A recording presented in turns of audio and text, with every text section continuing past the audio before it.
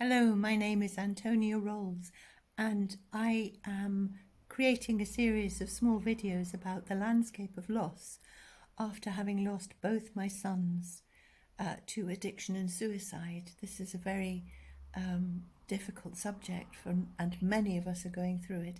Today, I want to talk about suffering. I love to sit in here because the light is so beautiful at this time in the afternoon. And of course, the walls are one of my favourite colours, which is kind of bright pinky red. And I'm sitting down with my pot of tea on my Rebel Grandma tea tray. I have an alter ego called Rebel Grandma, and at some point I shall bring her out and design things with her on them. In fact, over there's a Rebel Grandma lampshade. So the first thing I want to talk about briefly is suffering. Suffering. It's hard, isn't it? I don't know about you, but I've found that my suffering has been constant and insidious and not ever ending. There seems to be almost no reason for this suffering. It's just loss. It's my boys have gone. I was a bad mother. If I had done more, they would have lived. And now they're not here. So I am lost if I'm not careful in this suffering. And what's the point of suffering? You know, we kind of think a little bit of suffering, you can see that works, you know, because it sharpens you up and gives you options. You can make choices. But when your suffering is constant and sometimes low key, sometimes high key, and it doesn't seem to go away. You know, there are moments where it does go away, but it's always underneath, you know, at the bottom of my mind. It's always there. This business of the boys are not here anymore, and I have to find a way to live without them both. I think that the Christian idea of suffering is that it does sharpen the soul, and I agree with that. And I think there is a point to suffering. I really believe there is a point to suffering, even when we feel the suffering, you know, you can't get the better of it. I think that suffering, our suffering, ends up giving us choices because we always have choices. When we're in the deepest and darkest of our despair and our suffering, we don't know we have choices. We just think that's where we are. That's where we are. But after a while, because we're still breathing, because the world outside, even if we don't want it to, it still interacts with us, there comes a point in our suffering when we say, I have to make a change. This has to stop. And at that point, we make a decision to do something about it. And in my opinion, that's tied in with the light. In my opinion, there is dark and there is light. And this world is always fighting the dark, or in fact, the dark is fighting the light. And the dark often has an upper hand down here because, you know, we humans, we do the best we can, but it's a very complicated business being alive and, you know, following some kind of moral plan and doing good to people and trying to be noble and wise and kind and good and so on. You know, that's pretty hard to continue that kind of behavior because life chucks things at us and it knocks us sideways. So, in this dark and light thought, um, darkness is a given. Let's say that you are bereaved as well. Whatever it is that you have that is giving you your suffering, whatever it is, bless you, I hope that your suffering is lessened and that you find a way through it. However, when we're in the suffering, the darkness is a given. We go into the darkness and it overwhelms us. think that this isn't a bad thing, even though, I would much rather not be suffering. And I'm not, as we speak right now, I'm not suffering. But I was this morning, and I was last night, and I have been on and off during the day because I get this sense of emptiness and almost like hopelessness, like, where are my boys? I have this peaceful life now. I can watch the sun, and I can sit and have tea, and I can do my art. But at what cost? Where are my boys? And this sort of existential dread begins in my stomach, and it's just so overwhelming. And I think, oh, this is too hard for me to deal with. And then I come through it and I think, well, no, it isn't too hard. I still have a choice. What is my choice? What will I do? I will not let this get the better of me. I think suffering, within reason, is good for us. I think that it heightens our choices, and it can make good souls of us. I've written down here spiritual assistance. This is something I believe in.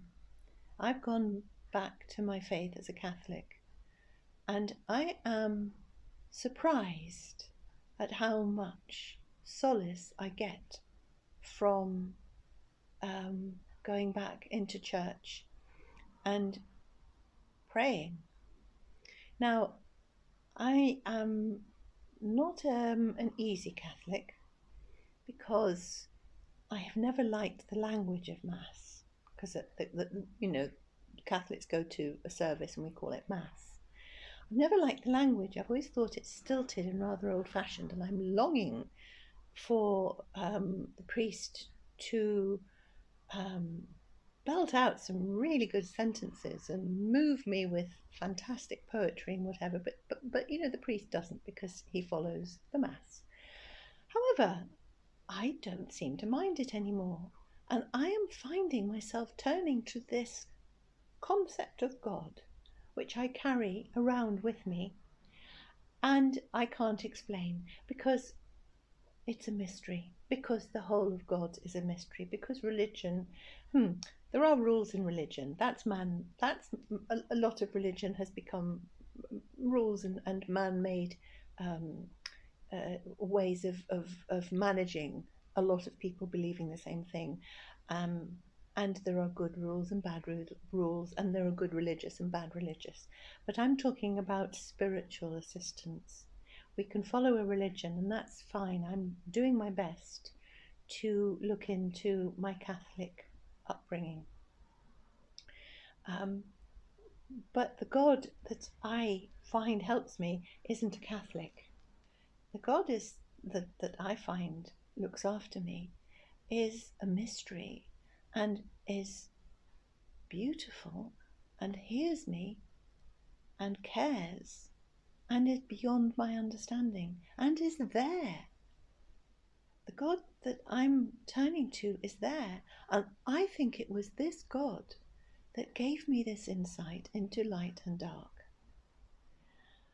I think it was this God who thought, this Antonia Rolls here, she's lost her partner, her husband, her second husband, 2 boys, mum, dad, brother, and a beloved cousin. That's not bad. That's what, 8 people in the family to be going on with, all of whom this Antonia Rolls really loved. So I think when the boys died, my spiritual advisor, who has possibly no name, could be called divine, God, whatever, thought, okay, she has to deal with this. There is going to be suffering for her. I'm going to, a little aside here is that my nature is actually really lazy. My nature is to sit on the sofa in the sunshine and watch telly and eat cake and drink tea. That's what my nature is, and to let the world go by. But somehow the mysterious God decided that my life would be nothing like that. I'd have moments of that, but I would have a lot of loss in my life. I would have a lot of it. And that loss would give me the choice, do I go up or do I go down with it? To begin with, I went down. That's how I know how bad grief can be. But after the boys died, I think this God, my spiritual advisor, said, okay, I'm going to give her some insights. And I'm going to let her know that this terrible thing has happened in her life. On top of everything else, she's lost both her sons. But I'm going to show her that there is the light and there is hope. My goodness, there is light. My goodness, there is hope. But we have to work for it, and our suffering helps us find it. Because if we were just blobs, either just suffering until the end of time, we would be, we'd be no good for anything. There'd be no experience. There'd only be experience of misery and loss and tears, and then we'd die, and what a life that is. But the suffering that we have gives us choices, it gives us insights, it makes us stronger, it makes us understand ourselves more, it makes us be strong and courageous, it makes us say, I will not allow this to destroy me. I will look for meaning. I will find meaning. I will make something of this for my betterment and for the betterment of everyone else. And in that process, the memory of the persons that I have lost the memories will be treasured. I won't be allowing everyone to remember the crazy addictions of my sons and the police visits and the passing out in public and the day and night phone calls and having to go and find them in abandoned buildings and pull them out. And that happened. But because I'm making choices to go up, and because my suffering, I'm using my suffering with a lot of help from my spiritual advisor and God to refine my suffering so that I can see the light and I can accept that there is light in this process.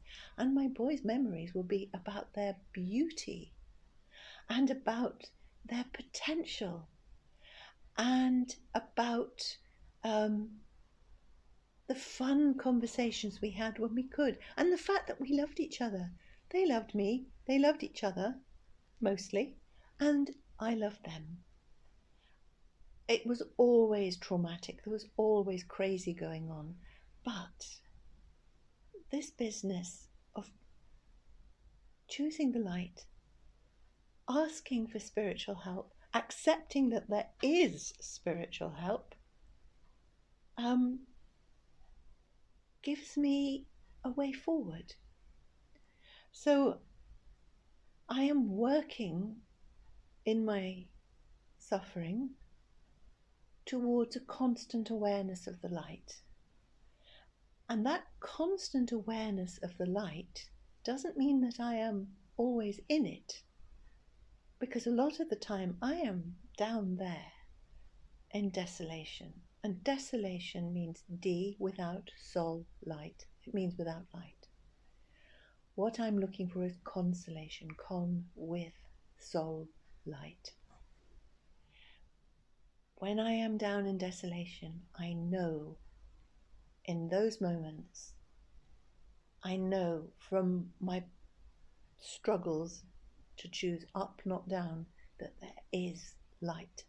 And sometimes I could do nothing about the despair that I feel about my boys having having died. But I know at some point there's a chink in that experience, whether it's after an hour, after half a day, after a week, I know there's a chink in that desolation, and that's where I know I can access the light. I know it's there when I'm down here because I've been working on it. But when I do access the light, it can be as simple as just looking at the light of the sun coming through the window. It can be as simple as, oh, a butterfly. It can be, it is, that's the point of it. It is so simple. It can be the reflection of sun on a cup of tea. It, it can be a candle, but the light source suddenly speaks to me, and I know that there is light, and there is spiritual assistance, and there is help. So I'm going to end this by saying that if you are suffering, my heart goes out to you. I don't know how you're managing. I send blessings and kindness and love to you, hoping that you are managing. And I would just like to say, and there is the light. Wherever you are in your journey, there is the light. Much love.